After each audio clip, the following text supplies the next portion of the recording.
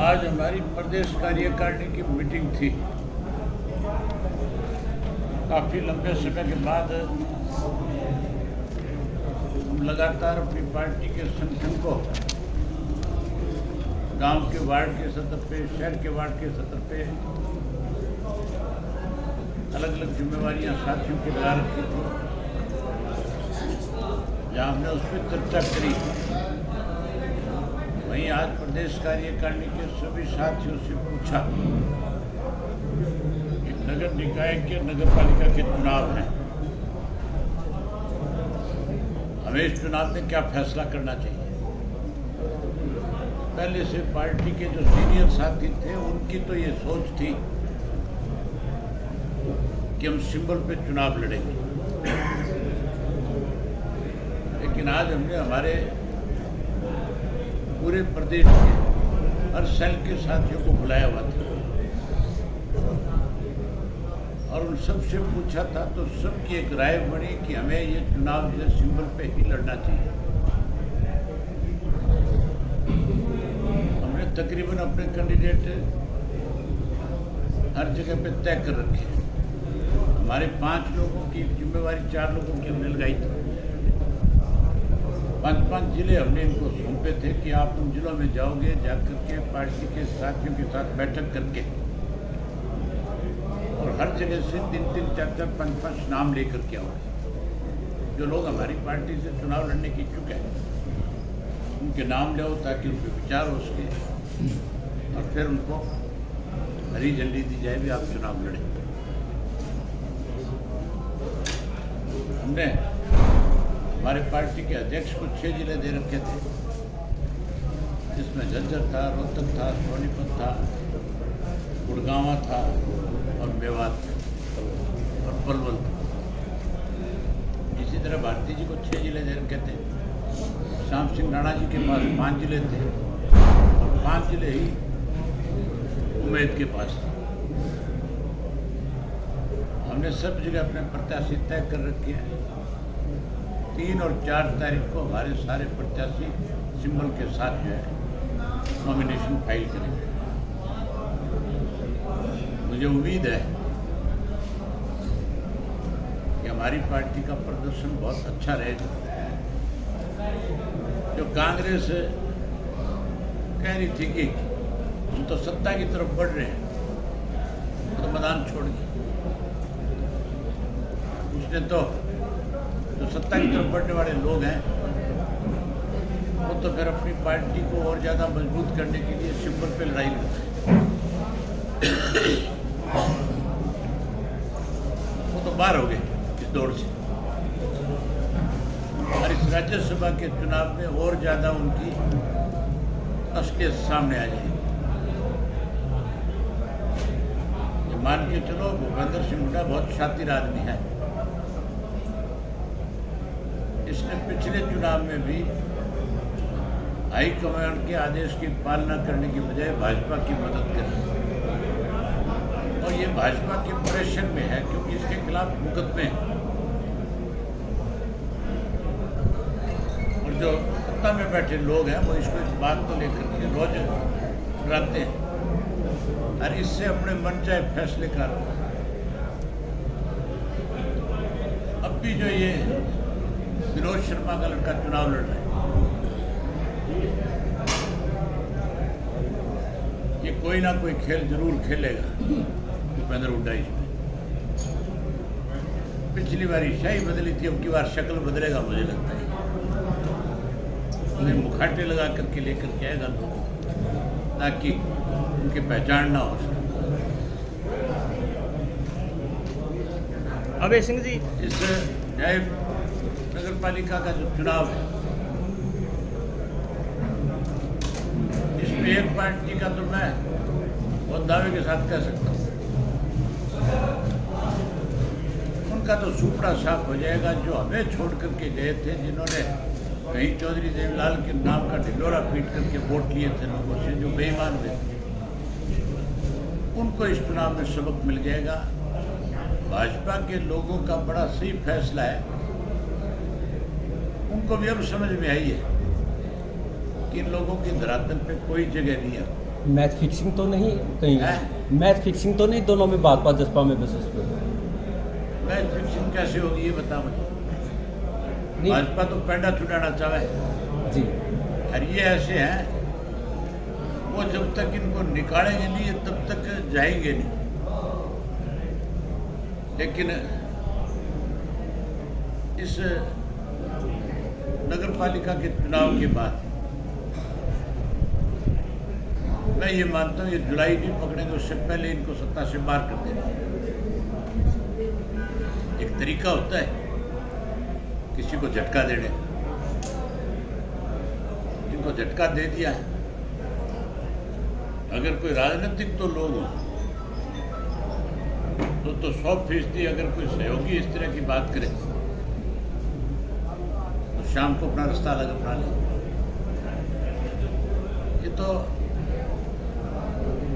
मैं तो शुरू से कहता था ये गठबंधन नहीं है, ये गठबंधन कहते थे।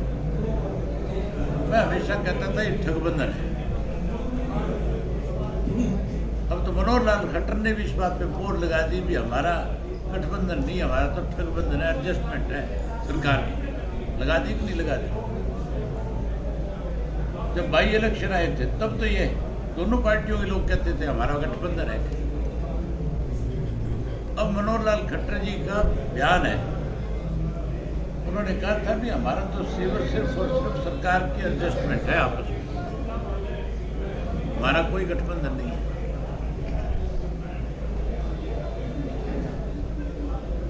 इनका दिवालिया पिटेगा, इंडियन नेशनल लोकल पार्टी फिर शिखर पे आई। राज्यसभा में आप किसको समर्थन कर रहे हैं? है? राज्यसभा के चुनाव में आप किसको वोट दे रहे हैं? आप बताओ किसको दूं? आप बोलेंगे। नहीं, आप बताओ ना मुझे किसको दूं? है? आपको बता दी हमने क्या? अभी मैं अपने साथियों से विचार करूंगा, बहुत टाइम है, 10 तारीख दूर है। मैं हालात और समीकरण देखूंगा। मेरा वोट लोगों की इच्छाओं के अनुरूप जाएगा। जाएगा जरूर। वोट तो डालूंगा, मेरा वोट है। ये कैसे हो सकता है कि मैं वोट ना डालूं किसी को? विनोद शर्मा ने आपसे समर्थन मांगा है भी सपोर्ट के लिए, बस कुछ ऐसा किया है? अभी तक मेरी किसी से कोई बातचीत नहीं हुई। कोई मेरे से मांगेगा तो भी मैं उसको यही कहूँगा कि भाई 10 तारीख से पहले सोचूंगा फिर बताऊंगा। मेरा फैसला केवल एक आदमी कर सकता है, चौधरी ओम प्रकाश चौटाला, की मुझे किसको वोट देना है, या मेरा फैसला मैं कर सकता हूँ। मेरा कोई तीसरा ठेकेदार नहीं है। लोग तो पता नहीं किस किस को कहाँ ले जा करके बेचाएंगे, लेकिन मैं तो बड़े खुले रूप से बात करता हूँ कि मुझे चौधरी ओम प्रकाश चौटाला अगर कहेंगे कि मैं वोट कुएं में डाल के आऊँ तो कुएं में डालिए। उनके आदेश से एक कदम इधर से उधर नहीं हो सकता। और दूसरा, मैं खुद फैसला लेने में सक्षम हूँ। मुझे पता है कि मुझे अपना वोट कहाँ डालना है, किसको देना है, मेरे वोट से क्या मैसेज जाना है लोगों। आम आदमी पार्टी भी निकाय चुनाव लड़ रही है, उसके बारे में आप भी लड़ लो, कोई रोका है? तो फार्म आता है एक, जो करो दस्तखत करो, जो जो प्रजातंत्र है, सबको अधिकार है। इन्हें लोग किस मुद्दे पर चुनाव लड़ेगी? निकाय चुनाव क्या मुद्दा है? मुद्दा क्या रहेगा आपका? भ्रष्टाचार बहुत बड़ा मुद्दा है इस प्रदेश में। अब तो तराई तराई है, हर आदमी इस बात को स्वीकार करता है कि किसी भी डिपार्टमेंट में किसी काम के लिए जाओ, बिना पैसे आपकी कोई बात सुनने वाला है ही नहीं। अब तो आप खुद भी ये बात स्वीकार करते हो, हर पत्रकार भी ये करता है कि भ्रष्टाचार की सारी सीमाएं लांघ दी गई है, हर चीज़ का कमीशन तय हो गया। ये जो खटास आया इनका आपस में कमीशन को लेकर किया है, इसका कोई और रीज़न नहीं है। भाजपा की एक मीटिंग हुई थी पंचकुला में, उस मीटिंग में इनके विधायकों ने, एमपीओ ने, मिनिस्टरों ने साफ कह दिया था कि लूट के खा गए, हम लोग बेइज्जत होते हैं, हमारी कोई सुनता नहीं, ना कोई कमीशन मिलता। भाजपा वाले कोई ये नहीं है कि वो कोई ईमानदार है, ये चोर चोर मौशेरे भाई है। अभी तो राज्यसभा के चुनाव में देखना किस किस तरह के आरोप लोगों पे लगेंगे, कितने कितने में बिके, कितने कितने पैसे लिए। मैं तो पहले ये पूछूंगा किसने कितने पैसे दिए और किसने कितने लिए, फिर कोई वोट का तय करूंगा। आप प्रेफर किसे करेंगे? चलो एक तरफ कांग्रेस भी है, एक तरफ अरे बीजेपी तुम्हें पार्टी। कैसे बता दूं, 10 तारीख को करूंगा 30 तारीख। चुनाव से पहले सजा चुनाव के अंदर कर दिया। कोर्ट का फैसला है, कोर्ट के फैसले को हर आदमी को स्वीकार करना पड़ता है, लेकिन इस अदालत के ऊपर भी एक अदालत है। हम हाईकोर्ट जाएंगे, हमें उम्मीद है कि हाईकोर्ट से हमें न्याय मिलेगा। सब एक बात चल रही है कि कंफर्म नहीं है, मैं आपको शायद हमसे ज़्यादा पता है, कोई भी पार्टी है नगर पालिका और निकाय चुनाव सिंगल पेन लड़ सकती है। हमने 10 साल की सजा काटी, लेकिन जो एक न्यायपालिका है, पहले आदमी कोर्टों में जाता है और आखिर पब्लिक में जाता है। आज भी चौधरी ओम प्रकाश चौटाला पे कोई व्यक्ति ये मानने को तैयार नहीं है कि जेबीटी के मामले में उन्होंने कहीं कोई गलती की है। षड्यंत्र के तहत सजा काटे। इस मामले में भी आज कोई भी व्यक्ति जो है, हरियाणा ने पूरे देश का, इस कोर्ट के फैसले पे आप उनसे पूछो उनकी क्या टिप्पणी। आपने इस साजिश को हुड्डा की साजिश बताया, है हुड्डा की साजिश बता रहे हैं उसके पीछे। मैं तभी कहा आपसे कि बीजेपी ने हुड्डा को प्रेशर में लिया है और हुड्डा 100% कोई ना कोई खेल करेगा इस चुनाव में। हुड्डा की फितरत है, वो रह नहीं सकता बेचारा। जो ये निकाय चुनाव में कांग्रेस बैकफुट पे गई, अभी हमारे को सिंबल पे नहीं लड़ना, ये भी कहीं ना कहीं प्रेशर का हिस्सा है बीजेपी। कांग्रेस का खात्मा है ये। जो ये कहते थे हम सत्ता की तरफ बढ़ रहे हैं, अगले चुनाव में हम सत्ता भी आएंगे, उनके औकात नहीं है सिंबल पे चुनाव लड़ने। क्या अजय माकन जी चुनाव हार रहे हैं? अजय माकन जी चुनाव हार रहे हैं राज्यसभा का आपके साथ? अब ये तो अभी 10 तारीख को जब वोट पड़ेंगे उस सामने आ जाएगी सारी चीजें। तो चौधरी साहब अब की बार क्या होगा, शाही बदली जाएगी या कुछ और सिस्टम होगा? अब वो खेल तो हुड्डा बता क्या करेगा, मैं थोड़ी बता। जीत से किसको दे रहे हो? थोड़ा बहुत इशारा तो दे। जीत से किसको दे रहे हो? कहाँ से जीत नगर परिषद दीजिए। चेयरमैन जितने नॉमिनेशन फाइल होगा आपको पता लग जाएगा। ठीक है, बता दो।